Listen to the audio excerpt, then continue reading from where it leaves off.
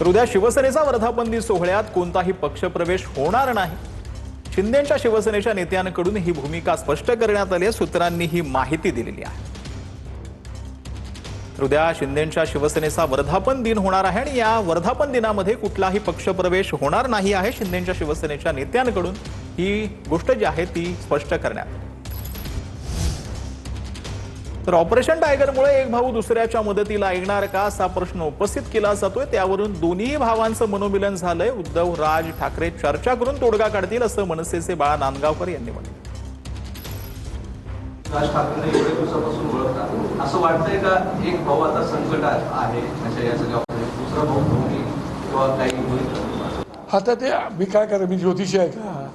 त्या दोघांच्या मनात काय झालं ते सांगेल मी सांगू शकत नाही। पण मला माहिती आहे की दोघांचं मनोमिलन उत्तम प्रकारचे झालेलं आहे आणि या विषयामध्ये ते एकमेकांशी बोलून योग्य तो निर्णय घेतील।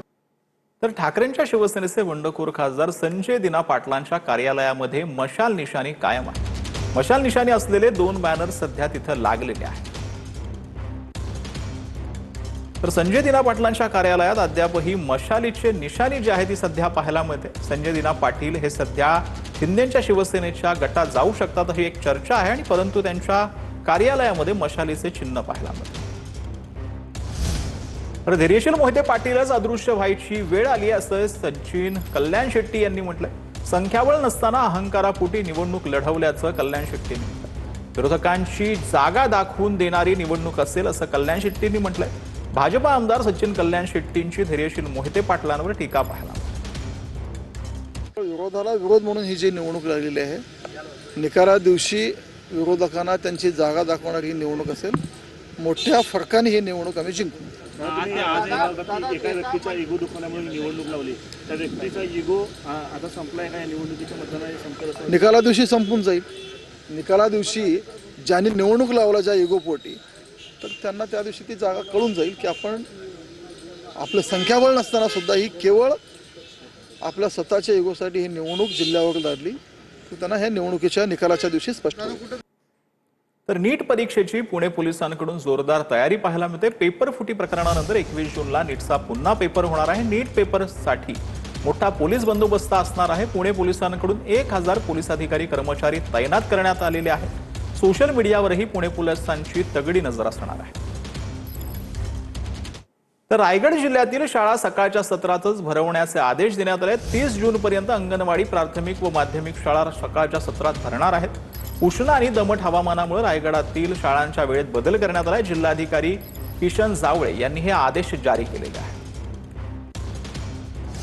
तर रायगडमध्ये अवैध मद्य व्यवसायाविरोधात धडक कारवाई पाहायला मिळते। रायगडमध्ये 16 दिवसांमध्ये 207 गुन्हे, 140 आरोपींना अटक करण्यात आली आहे। 47,71,000चा मुद्देमाल जप्त करत राज्य उत्पादन शुल्क विभागाने ही कारवाई केली।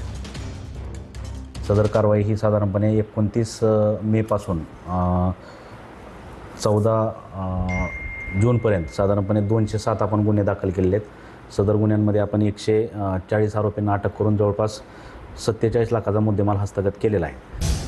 तर कोल्हापूर बस स्थानकामध्ये हिट अँड रनचा प्रकार समोर आलेला आहे। भरधाव 4चाकी वाहनानं उभ्या असणाऱ्या प्रवाशांना धडक दिली। अपघातात 1 महिला ठार तर 4 जण जखमी झालेले आहेत।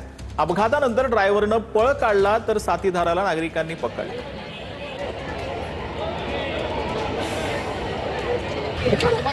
तर गोंदिया जिल्ह्यातील मुसळधार पावसाची हजेरी पाहायला मिळते। गेल्या 3 ते 4 दिवसांपासून गोंदिया जिल्ह्यात उन्हाचा कडाका चांगलाच वाढला होता। 42 अंशांवरती तापमान गेलं होतं। अशातच आज सायंकाळी गोंदिया जिल्ह्यात मुसळधार पावसानं हजेरी लावली। जोरदार बरसलेल्या पावसामुळे गोंदिया जिल्ह्यातील खरीप हंगामातील धान पिकाच्या पेरणीला वेग येणार आहे। तर सोलापूरच्या बार्शीत विधान परिषदेच्या निकालापूर्वी जल्लोषाला सुरुवात झाली आहे। भाजपचे उमेदवार राजेंद्र राऊतांच्या कार्यकर्त्यांकडून बार्शीत जल्लोष करण्यात आलेला आहे। राजेंद्र राऊतांचं बार्शी शहरात आगमन होताच फटाक्यांची आतषबाजी कार्यकर्त्यांनी केली।